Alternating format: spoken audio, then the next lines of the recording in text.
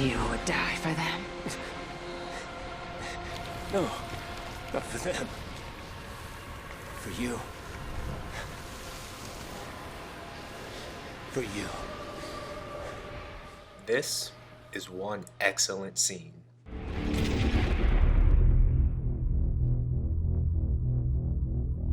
While the X-Men movies are no MCU, with all of their tangled timelines, reboots, and recastings, there's still a bunch of really good movies that somehow hold up surprisingly well. And with a whole host of amazing scenes from 20 years of content, there's a plethora to choose from. But for me, there was only one scene that immediately came to mind as standing out above the others. And that's the heart-wrenching scene of the final death of Jean Grey, and the Shakespearean tragedy that was Logan and Jean's story. Now, to fully fathom the weight of this scene, you need to understand Jean and Logan's relationship from the beginning. In the first X-Men, when Logan first arrives at Xavier's school for gifted youngsters, Jean is the first person he's introduced to. She's literally the first one he sees, even before Charles Xavier himself.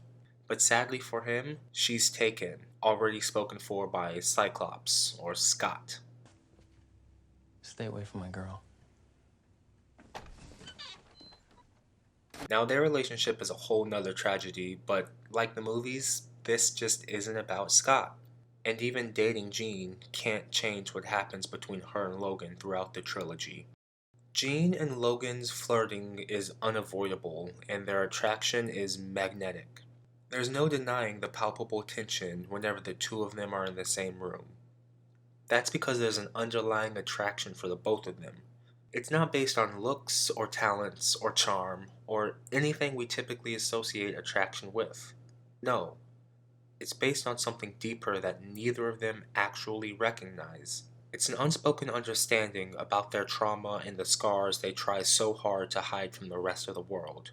But no matter how buried their trauma may seem, or how hidden those scars may be, even from themselves, they still recognize the pain the other hides, and each sees a piece of themselves in the other. In the first movie, Jean saw the destructive power of the Wolverine, even while Logan was passed out. And 2 movies later, the tables are turned when Logan glimpses the Phoenix breaking through Jean's conscience after she's rescued. Their shared connection stems from their individual traumas. In a setting all about teamwork and a positive outlook for the future, it's not their goals or aspirations that bring these 2 characters together, but rather, it's their separate pain that no one else can understand. Logan's time at the mansion wasn't characterized as nurturing and uplifting. He was the protector, the brute brawler to stand in the way of harm and protect those he cared about. And the one person he cared about most, besides his figurative daughter Rogue, was Jean. And it's that protective nature that brings him to Alcatraz. The main reason Logan was even at Alcatraz for that fight wasn't to protect the facility, the cure, or even the soldiers. It was because he knew that Jean would be there and he wanted to save her. Even after knowing that she killed Scott and watching her kill Professor X, he still believed that Jean could be and was worth saving. Up to a point, even Jean believed it herself. She spent the whole movie literally fighting her inner demon, and at times it even felt like she was winning. But it was never Jean's fate to be in control of the Phoenix. Rather, the Phoenix was always the one fighting to break out.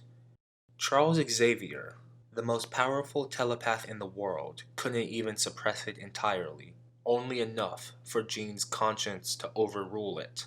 But when she traded herself to save the team at the lake in the last movie, her demon finally succeeded in breaking out, if not only to protect itself. And that's exactly what happened again at Alcatraz. That night on the bridge, it looked as if Jean might be able to control the Phoenix once again. But then the incoming troops fired upon her, and the Phoenix instinctively returned. And this time it didn't stop at just protecting itself, but displayed a vengeance that had even Magneto running in fear. Jean Grey has a habit of sacrificing herself for the greater good, She did it at Alkali Lake in X2 to save the team, and she does it again in this movie at Alcatraz to save the world. She even asks Logan, Kill me before I kill someone else. she always knew that she was fighting a losing battle. Logan was just the only one able to stop her. It wasn't because he was stronger than her, no one was. It was just that he was the only one able to survive her. She was the unstoppable force, and he was immovable in his love for her. So when she cried out to him one last time, he ultimately granted her her wish. Save me. Even when that cost was for him to sacrifice the one he loved most. And I say that he's the one who sacrificed because he was indeed the one who lost the most when all of the dust settled. Magneto lost a powerful ally, or weapon to be more specific, but he suffered an even more tragic loss, that of his own powers.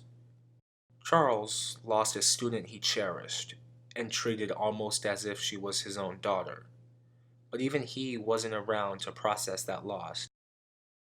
But Logan lost the woman he loved, perhaps the only one in his life who truly understood him and still accepted him, in spite of his dark nature and worst instincts. You could argue that Jean sacrificed herself, but it was an easy choice for her to make. She had resigned to death in the previous movie when she put herself in the way of a crashing dam.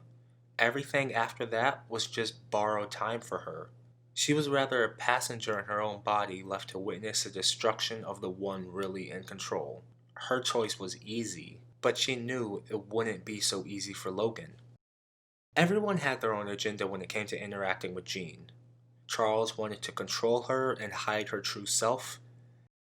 Eric wanted to use her for his crusade. All Logan ever wanted was her. And so to have to be the one to kill the one he loved most is a nightmare come true for him. One that causes wounds that won't ever heal, even for the Wolverine. And it's that sacrifice from both Logan and Jean that makes this climactic moment all the more heartbreaking, and in my opinion, one excellent scene. Thank you guys for watching. Please be sure to go check out all of the other excellent videos in this series. Nando's made a playlist and I've linked it below. It's a great watch. Have a great day, and don't forget to watch an excellent movie. Bye. Why can't you see the truth, huh? Why can't you just let her go? Because Because you love her.